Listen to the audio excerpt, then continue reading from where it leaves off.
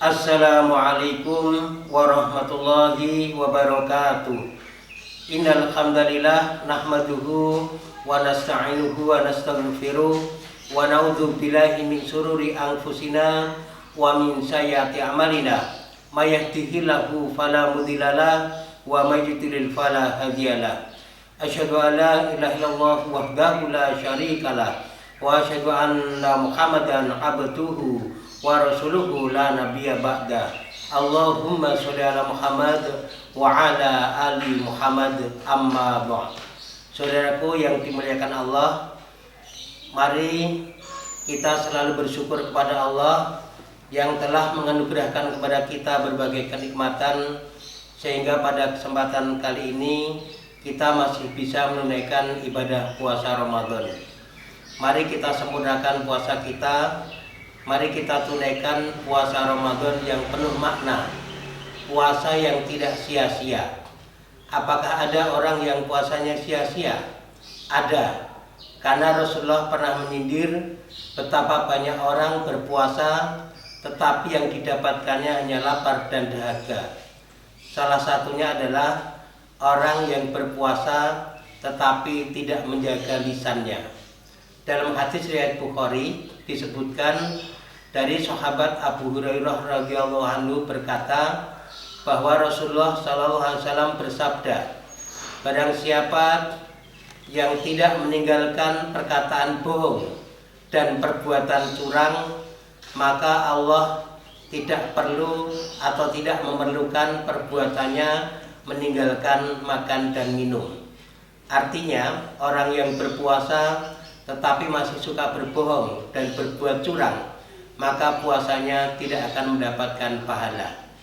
Begitu juga di dalam hadis yang lain, riwayat Ibnu Husaimah, Ibnu Hibban dan Hakim juga disebutkan bahwa puasa sebenarnya tidak sekedar menahan makan dan minum, tetapi puasa juga meninggalkan perkataan sia-sia dan perbuatan jorok. Dalam puasa kita mendapatkan pelajaran yang berharga agar kita bisa menjadi manusia yang pintar menjaga lisan. Kita sudah tahu bahwa tujuan berpuasa adalah la'alakum tattaqun, sebagaimana disebutkan dalam Al-Quran surat Al-Baqarah ayat 183, yaitu agar kita menjadi orang yang bertakwa. Ternyata salah satu tanda orang yang bertakwa adalah orang yang pandai menjaga lisannya. Di dalam Al-Quran surat Al-Ahzab ayat 70 dijelaskan, ya ayyuhalladzina amanu, hai orang-orang yang beriman, ittaqullah, bertakwalah kepada Allah, waqulu, dan ucapkanlah qaulan sadida, perkataan yang benar. Allah memerintahkan kepada orang-orang yang beriman untuk bertakwa kepada Allah. Bertakwa adalah mengerjakan perintah Allah dan menjauhi larangannya. Salah satu perintah Allah adalah waqulu qaulan sadida, dan ucapkanlah perkataan yang benar. Puasa tujuannya adalah orang yang bertakwa. Maka untuk mengecek apakah puasa kita nanti sempurna apa tidak, bermakna apa tidak, salah satunya adalah apakah kita semakin pintar menjaga lisan atau tidak. Bagaimana cara menjaga lisan? Rasulullah memberikan panduan sederhana. Dalam hadis riwayat Bukhari Muslim disebutkan, falyakul khairan aw liyasmut, maka berkatalah yang terbaik atau diam. Pilihannya hanya ada dua. Satu, berkata yang terbaik ketika harus berkata. Dua, diam ketika harus diam. Oleh karena itu, mari kita selalu berkata yang terbaik ketika harus berkata, dan mari kita diam ketika saatnya harus diam. Ada beberapa kiat agar kita bisa mengendalikan lisan. Yang pertama, diawali dengan menjaga kebersihan hati. Kenapa diawali dengan menjaga kebersihan hati? Sebab apa yang keluar dari lisan adalah cerminan dari isi hati. Orang yang hatinya bersih, insya Allah perkataannya baik. Maka mari kita sucikan hati dengan tombok hati. Antara lain membaca Quran dan maknanya, kita mengaji, tilawah Quran, tadarus Quran.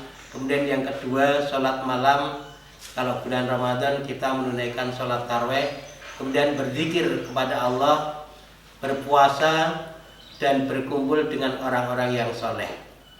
Kemudian yang kedua, membiasakan diri. Mari kita biasakan diri untuk mengucapkan kalimah-kalimah thayyibah. Ketika akan mengerjakan sesuatu, membaca bismillah, selesai alhamdulillah. Berjanji insya Allah, kemudian bersyukur alhamdulillah, salah astagfirullah, dan sebagainya. Orang yang membiasakan diri membasahi lisannya dengan kalimah-kalimah thayyibah, maka dalam kehidupan sehari-hari dia akan biasa berkata yang baik. Sebaliknya, orang yang tidak membiasakan diri dengan ucapan kalimah thayyibah, biasanya kata-katanya jelek.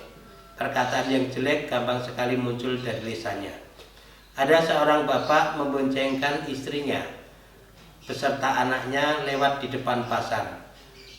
Qadarullah, dari dalam pasar kemudian muncul sebuah mobil dan menabrak bapak tadi. Motornya ambruk, sang istri bisa menyelamatkan diri. Sambil jongkok dia mendekap anaknya yang masih kecil, lalu berzikir, Allahu Akbar, Allahu Akbar, Allahu Akbar.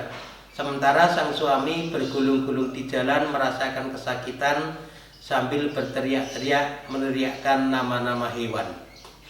Jadi nama-nama hewan yang diteriakkan. Sementara sang istri berzikir kepada Allah.